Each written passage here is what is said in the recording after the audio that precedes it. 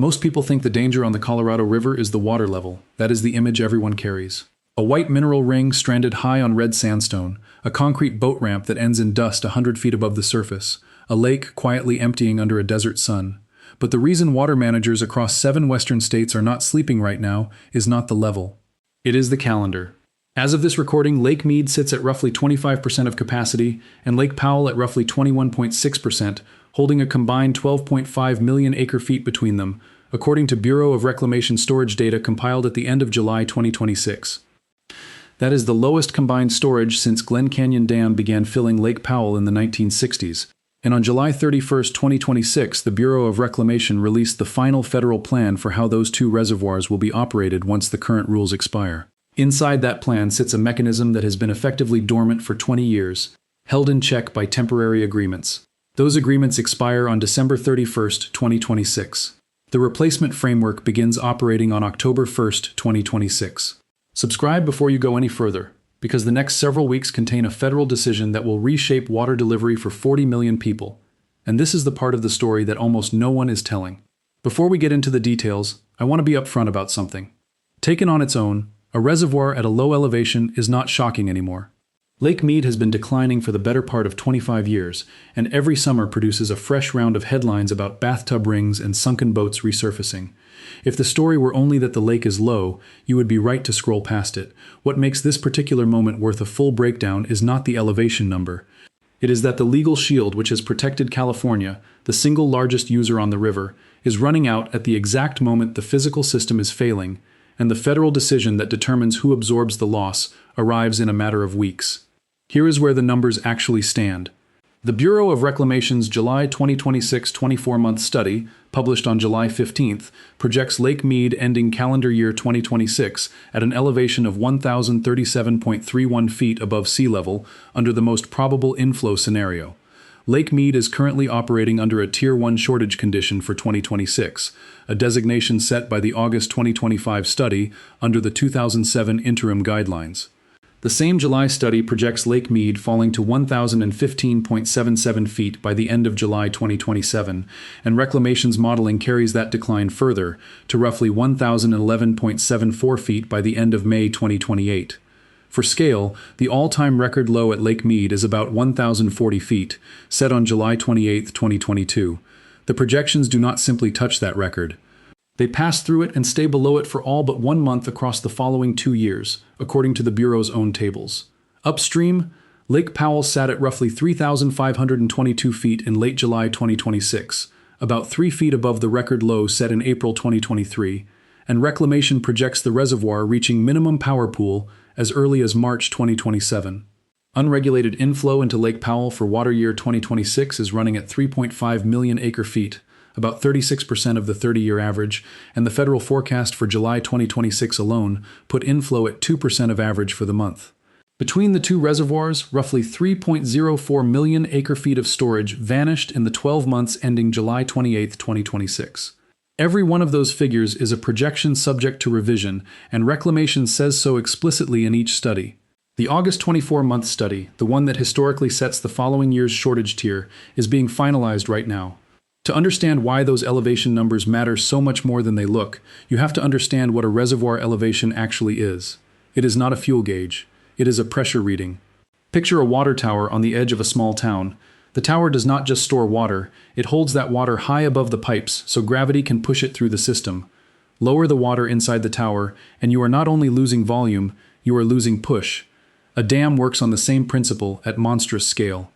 Glen Canyon Dam stands 710 feet tall on the Arizona-Utah border, and 8 steel tubes called penstocks pierce its upstream face, carrying water down into turbines that spin and generate electricity. The force turning those turbines comes from the weight of the water column stacked above them. Engineers call that column the hydraulic head. As Lake Powell drops, the column shortens, the push weakens, and the dam produces less power from the same volume of water passing through. The plant loses efficiency long before it loses function. Then comes the threshold.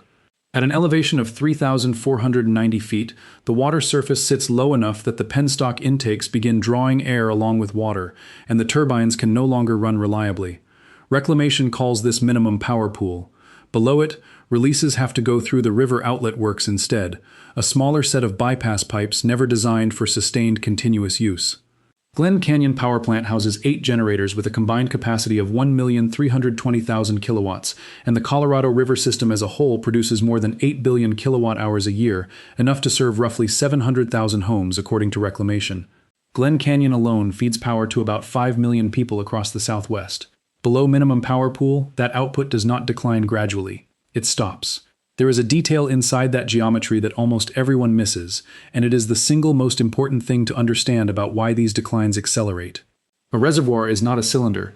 It is a flooded canyon, wide and shallow at the top, where the water spreads across side canyons and benches, narrow and steep at the bottom, where it occupies nothing but the original river gorge. That means a foot of elevation near the surface represents an enormous volume of water, while a foot of elevation near the bottom represents almost nothing. Think of a wine glass rather than a drinking glass. Pour out the first inch from the wide bowl and the level barely moves. Pour out the last inch from the narrow stem and the level collapses. Lake Powell and Lake Mead are both deep into the stem, which is why the same volume of loss that used to cost the system 2 or 3 feet a month now costs it considerably more, and why each successive monthly study has been revising the projections downward rather than upward. Researchers tracking Lake Powell through this summer estimate the reservoir has been shedding on the order of 4,800 acre-feet per day since the 1st of June, and at these elevations that daily number translates into visible movement on the canyon wall. The history compounds it. Glen Canyon Dam closed its gates in 1963, and Lake Powell took 17 years to fill, finally reaching capacity in 1980. 17 years of Rocky Mountain snowmelt went into building that pool. What has drained out of it since 2000 took a quarter of that time to disappear. Hoover Dam, finished in 1935, created Lake Mead as the nation's largest reservoir by volume, and the two of them together were designed to function as a shock absorber, a multi-year buffer that would let the basin ride through dry stretches without changing anyone's behavior. That was the entire engineering premise. Store the wet years, spend the dry years, and never make anyone choose. The buffer worked for 60 years. It is not working now, and the reason is not a mechanical failure. It is that a buffer only functions if the average inflow is at least equal to the average withdrawal. And on the Colorado, it has not been for a quarter century. There is a second threshold below the power line, at roughly 3,370 feet, called dead pool, the elevation at which the water surface falls beneath even the lowest outlet pipes and nothing can be released downstream by gravity at all. That number is not in Reclamation's central projections, and it belongs in extreme low probability scenarios rather than the most likely case. But the distance between the two thresholds is the thing to hold on to. Power fails roughly 120 feet before water delivery does.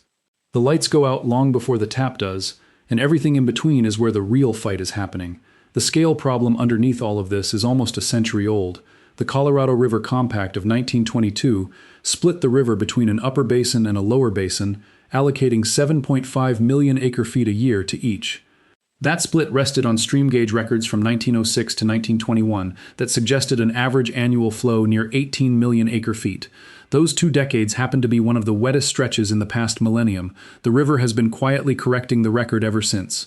According to the final environmental impact statement released on July 31, 2026, inflows from 2000 through 2024 averaged 12.9 million acre-feet, while average consumptive use across the basin between 2020 and 2024 ran about 13.1 million acre-feet. Reclamation breaks that use down as 6.5 million acre-feet in the lower basin, 3.8 million in the upper basin, 1.4 million delivered to Mexico, and another 1.4 million lost to evaporation. Add it up, and the arithmetic is brutally simple. In most years since 2000, more water has left the system than entered it. The reservoirs are not a supply. They are the accumulated difference, and they have been paying the bill for 25 years. The document also situates this inside a longer climate signal. Tree ring reconstructions cited in the federal analysis place the current drought among the worst multi-decade dry periods in the last 1,200 years, and the 2026 water year is likely producing the lowest snowpack in the basin since systematic record-keeping began in the 1930s. Snowpack is the actual reservoir here. Neither Powell nor Mead refills meaningfully from summer monsoon rain. They refill from Rocky Mountain snow melting in spring, and the recovery Lake Powell posted in 2023 came from a single exceptional winter that 2 weak winters have since erased. Which means the number that decides 2027 is not a number yet. It is snow that has not fallen. But here is the part that almost no one is covering, and it is the reason the next several weeks matter more than any single elevation reading. When the Colorado River runs short, The cuts are not distributed evenly, and they are not distributed by need. They are distributed by seniority, according to a legal hierarchy assembled over the last 100 years. Under federal law, water rights created after 1968 must be reduced to zero before older rights are touched at all. The single largest block of post-1968 water on the river is the Central Arizona Project, the 336-mile canal that carries Colorado River water uphill to Phoenix and Tucson. California's rights are older. The Boulder Canyon Project Act of 1928 and the Supreme Court decision in Arizona versus California in 1963 fixed California's apportionment at 4.4 million acre-feet a year, and the 1931 seven-party agreement inside California set an internal pecking order, with Palo Verde Irrigation District first, the Yuma Project second, and the Imperial Irrigation District and Coachella Valley Water District third. The Metropolitan Water District, which delivers drinking water to roughly 19 million people across Southern California, sits behind all of them. For 20 years, that hierarchy has been softened. The 2007 Interim Guidelines, the 2019 Drought Contingency Plans, and a stack of compensated conservation deals created a middle path where states took negotiated, shared, partially voluntary reductions instead of letting raw priority run its course. Every one of those instruments expires at the end of 2026. And the framework Reclamation published on July 31 does not extend them. It builds what the agency calls an adaptive decision framework, a set of outer limits inside which shorter operating guidelines get written in roughly 2-year increments through 2036. The outer limits allow annual releases from Lake Powell to range anywhere from 5 million to 12 million acre-feet, and they allow lower basin shortages of up to 3 million acre-feet a year, which is the volume Reclamation says may be needed to protect the machinery at Hoover Dam. 3 million acre-feet is close to 40% of the lower basin's compact apportionment. Now watch what the priority system does inside that band. Under the representative modeling published with the final plan, shortages in 2027 and 2028 up to 1.5 million acre-feet get shared under a proposal the 3 lower division states submitted on May 1, 2026. Above that line, the older priority system takes over. In the modeled example, a 1.5 million acre-foot lower basin shortage in 2027 would fall as 760,000 acre-feet from Arizona, 440,000 from California, 50,000 from Nevada, and 250,000 from Mexico's delivery. California is largely shielded at shallow shortage levels, taking 0 of the first 300,000 acre-feet and 0 again in the band between 1.5 and 2.344 million. But cross above 2.345 million acre-feet, and California's share jumps to roughly 45%. And from 2029 onward, absent a new state agreement, California takes none of the first 1.814 million acre-feet of shortage, and then roughly 52% of everything above that. Read that sequence again, because it is the whole story. The protection is not permanent, it is a shape. California is insulated in moderate shortage and brutally exposed in deep shortage, and the projections for Lake Mead run straight toward the deep end of that curve. Reporting on the final plan indicates Arizona, California, and Nevada face collective reductions on the order of 16 to 20% through 2028, with the first phase amounting to roughly 1.3 million acre-feet a year. Set that against the 3.04 million acre-feet the 2 reservoirs actually lost in the 12 months to July 28, 2026, and the first round of cuts offsets under half of last year's decline. The cuts are not designed to refill anything, they are designed to slow the bleed. There is a further wrinkle that makes California's exposure sharper than the percentages suggest. The state's largest single user is the Imperial Irrigation District, which holds among the most senior rights on the entire river and farms a valley that produces a large share of the leafy greens and winter vegetables consumed in the United States between November and March. Imperial has already been conserving at scale. District officials state that their programs have generated more than 9.2 million acre-feet of conserved Colorado River water since 2003 through agricultural efficiency, system improvements, and voluntary agreements, with roughly 900,000 acre-feet contributed across the last 4 years, and up to an additional 100,000 acre-feet committed in 2026. That is the point most coverage skips. The voluntary lever has been pulled hard already, for years, and the water it produced is part of why Lake Mead is not lower than it currently is. Responding to the final federal plan, the district's board chairwoman emphasized that shortage sharing changes must come through voluntary agreements, framing that as the mechanism that respects senior rights while letting states cooperate when the system needs help. But every acre-foot conserved voluntarily is an acre-foot that cannot be conserved voluntarily again. The easy savings are behind us. What remains on the table is fallowing productive ground, and beyond that, involuntary reduction under the priority ladder. The plan does try to build in flexibility. It permits water users to bank conserved supply for later, up to 3 million acre-feet stored in Lake Powell and up to 8 million acre-feet in Lake Mead, including existing conservation programs plus new mechanisms and a federally managed pool, and it allows Upper Basin users to volunteer up to 200,000 acre-feet a year of conservation depending on conditions. Those are real tools, but notice what they are made of. Storage accounts only hold water that somebody chose not to use, and a savings account is only as useful as the deposits going into it. In a year where unregulated inflow to Lake Powell runs at 36% of average, there is very little to deposit. And the Upper Basin faces no mandatory reduction at all under the framework, only voluntary contribution, which is exactly the asymmetry that has kept 7 states deadlocked through 5 years of negotiation and 2 blown federal deadlines. And this is where the cascade becomes visible.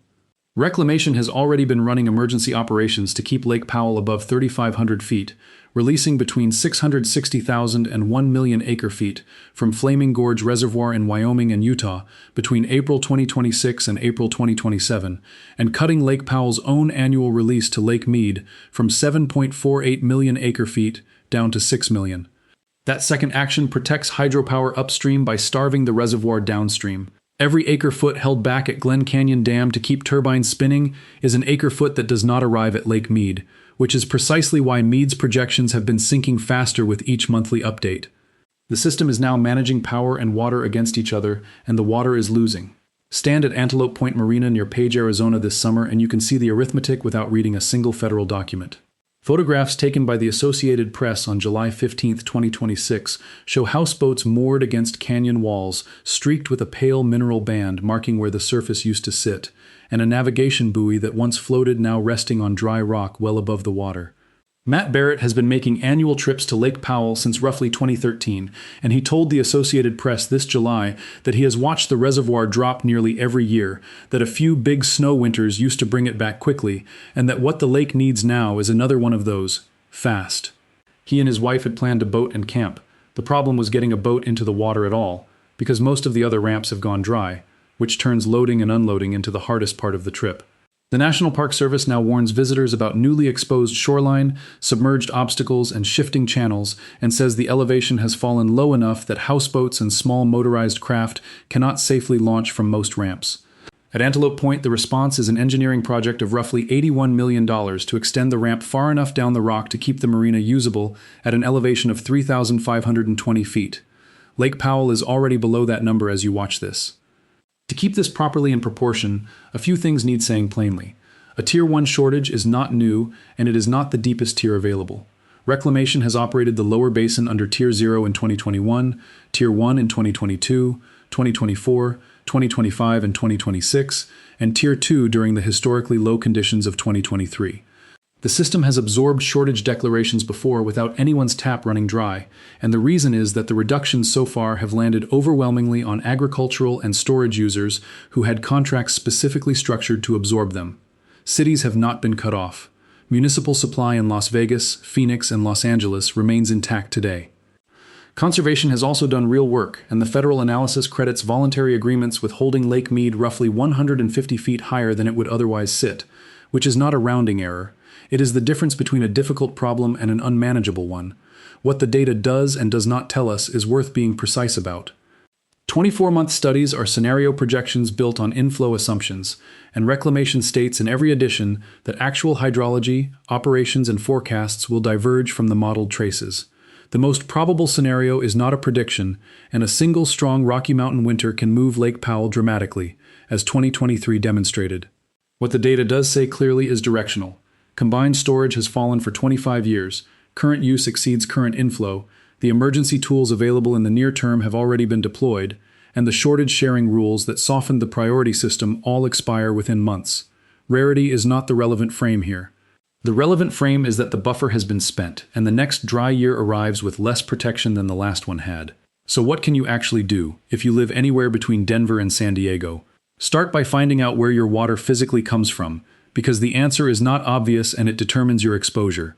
Look up your water provider's supply portfolio on their website and find out what percentage arrives from the Colorado River versus groundwater, local surface storage, or recycled supply. A Phoenix suburb served largely by the Central Arizona Project has a fundamentally different risk profile than one sitting on secure groundwater rights, and those two houses can be 4 miles apart. Second, if you are in a central Arizona project service area, find out whether your provider holds municipal and industrial priority or agricultural priority, because that single distinction determines the order in which your supply gets reduced. Third, check whether your city or district has an adopted drought or shortage response plan, and read what stage triggers mandatory restrictions, so that the first restriction you encounter is not the first time you learn the rules. Fourth, the counterintuitive one. If you own property, the highest value water action available to most households is not a low-flow showerhead, it is outdoor landscape conversion, because in the desert Southwest outdoor irrigation routinely accounts for more than half of residential use, and turf replacement rebates in Nevada, Arizona, and California are frequently the largest water incentives on offer. Fifth, if you farm or lease agricultural ground served by Colorado River water, understand your priority date and your district's position in the hierarchy now, before a shortage tier deepens, because that number is what a lender and a buyer will look at first. Sixth, comment during the operating guideline process, since the 2-year guidelines are where binding volumes get set, and the draft stage drew more than 18,000 comments, including 785 unique submissions. Seventh, if you are on a private well, get a static water level measurement on file now, because that baseline is what tells you later whether a declining well is a local problem or a regional one. 3 signals decide the next chapter. The first is Reclamation's August 24-month study, the annual publication that has historically converted a projected January elevation at Lake Mead into an enforceable shortage tier for the following year. The second is the set of 2-year operating guidelines that federal officials are expected to publish in the coming days, which will specify the actual reductions required through 2028 inside the sideboards the July 31 framework established. The third is Lake Powell's elevation relative to 3,490 feet as winter approaches, because minimum power pool is the line where hydropower for roughly 5 million people stops being a projection and starts being an operating condition. I will be watching the Bureau of Reclamation's 24-month studies and the post-2026 operating guideline releases closely over the coming days, and I will come back with an update the moment those numbers land. Subscribe so you are here when they do. The rules that govern this river for 20 years expire in a matter of months, and what replaces them is being written right now. This is not a story with an ending yet. Stay safe out there.